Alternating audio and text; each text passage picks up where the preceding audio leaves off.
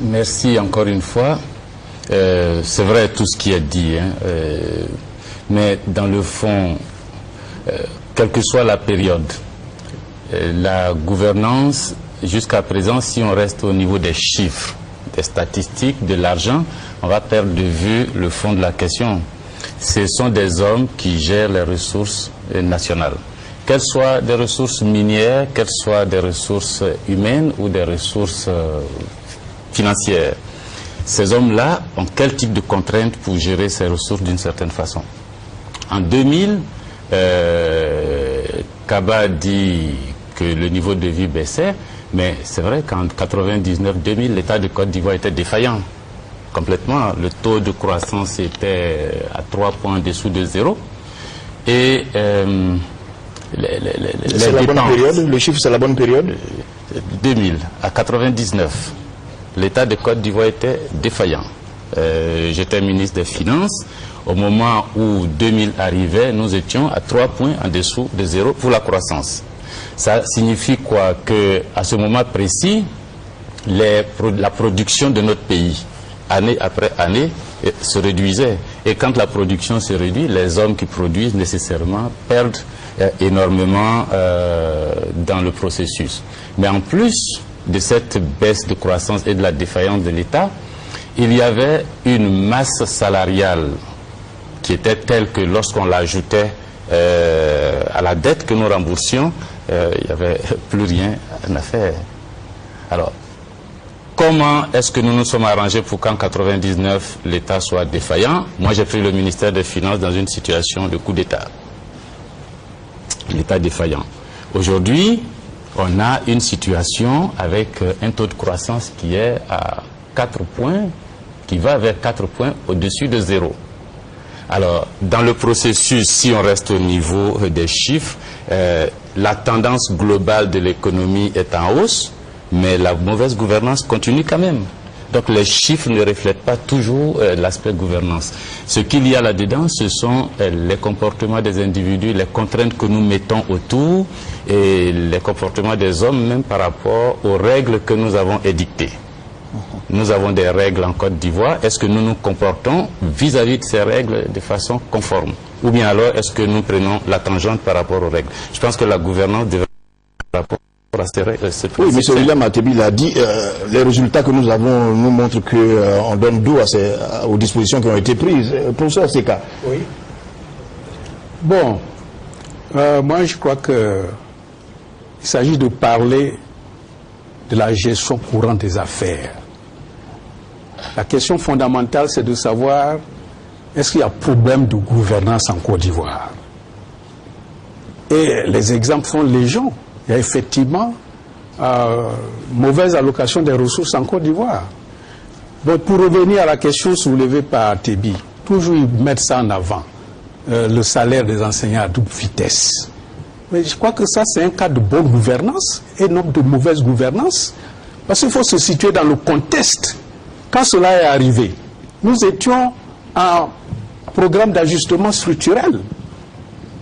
Et quand ces déséquilibres ont été engendrés, le candidat Alassane Ouattara n'était pas en Côte d'Ivoire. C'est dû à notre comportement. C'est dû au fait que nous avons consommé plus que nos capacités d'accumulation de ressources. C'est ça qui a créé le déséquilibre. Parce que vous considérez que les programmes d'ajustement structurel sont des méthodes de bonne gouvernance des économies?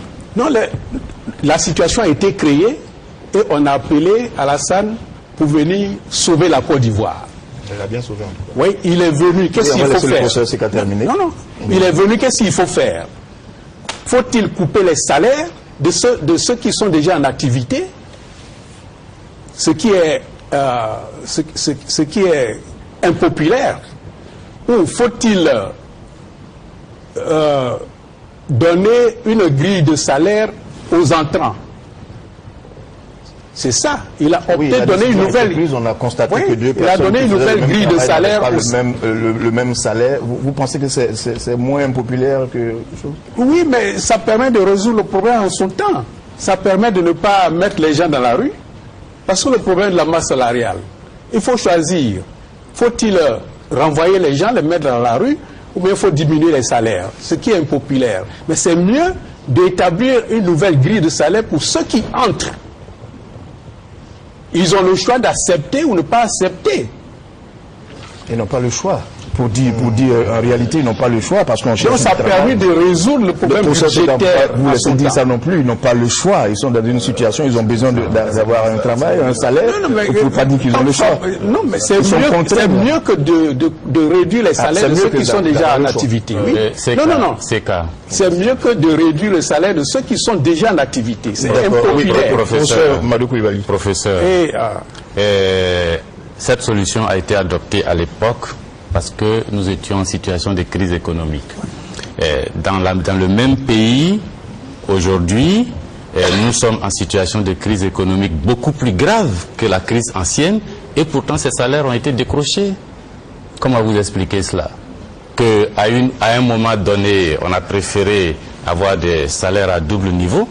Il n'y avait pas de guerre, le pays n'était pas divisé, l'impôt était prélevé sur la totalité du pays. Il a fallu couper comme solution. Et aujourd'hui, on a une guerre, le pays est divisé. Pourtant, on a décroché les salaires et... oui, mais je conviens avec vous qu'il s'agit d'une autre crise. Nous sommes en guerre, ce n'est pas une crise économique.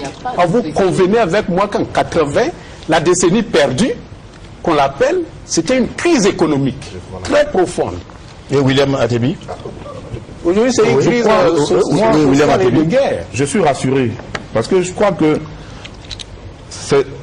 le candidat du RDR est vraiment différent du candidat de la majorité présidentielle.